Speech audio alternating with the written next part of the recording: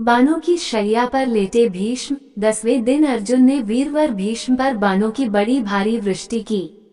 इधर द्रुपद की प्रेरणा से शिखंडी ने भी पानी बरसाने वाले मेघ की भांति भीष्म पर बाणों की झड़ी लगा दी।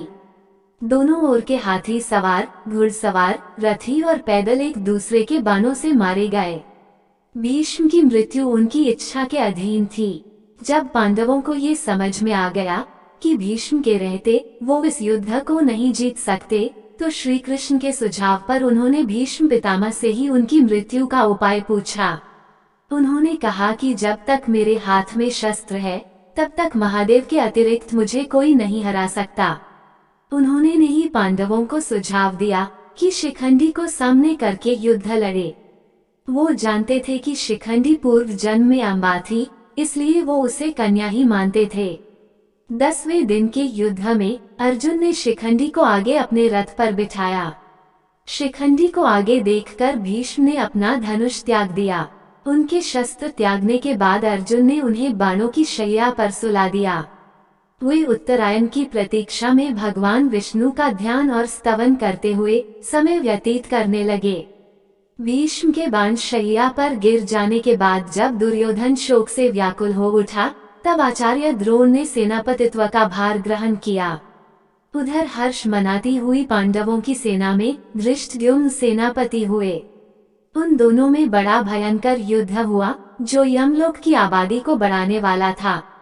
13वें दिन के युद्ध में कौरव सेना के प्रधान सेनापति गुरु द्रोणाचार्य द्वारा युधिष्ठिर को बंदी बनाने के लिए चक्रव्यूह की रचना की गई।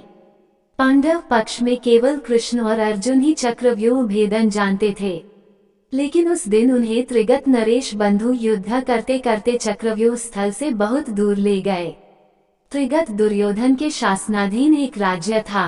अर्जुन पुत्र अभिमन्यु चक्रव्यूह में केवल प्रवेश करना आता था, उससे निकलना नहीं, जिसे उसने तब सुना था जब वह अपनी माता के गर्भ में था और उसके पिता अर्जुन उसकी माता को यह विधि समझा रहे थे और बीच में ही उन्हें नींद आ गई।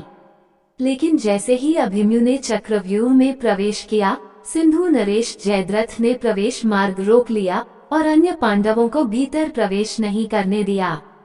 तब शत्रु चक्र में अभिमन्यु अकेला पड़ गया। अकेला होने पर भी वह वीरता से लड़ा और उसने अकेले ही कौरव सेना के बड़े बड़े योद्धाओं को परास्त किया, जिनमें स्वयं कर्ण, द्रोण और दुर्योधन भी थे। कर्ण और दुर्योधन ने गुरु द्रोण के निर्देशानुसार अभिमन्यु का वध करने का निर्णय लिया।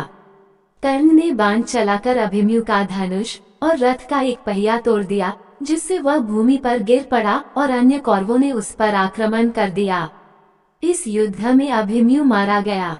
युद्ध समाप्ति पर जब अर्जुन को ये पता लगता है कि अभिमन्यु के मारे जाने में जयद्रथ का सबसे बड़ा हाथ है, तो वह प्रतिज्ञा लेता है कि अगले दिन का सूर्यास्त होने से पूर्व वह जयद्रथ का वध कर देगा, अन्यथा अग्नि समाधि ले लेगा। 14वें दिन का युद्ध अविलक्षण रूप से सूर्यास्त के बाद तक चलता रहा और भीमपुत्र घटोत्कच, जो अर्धअसुर था, कौरव सेनाओं का बड़े पैमाने पर संहार करता रहा।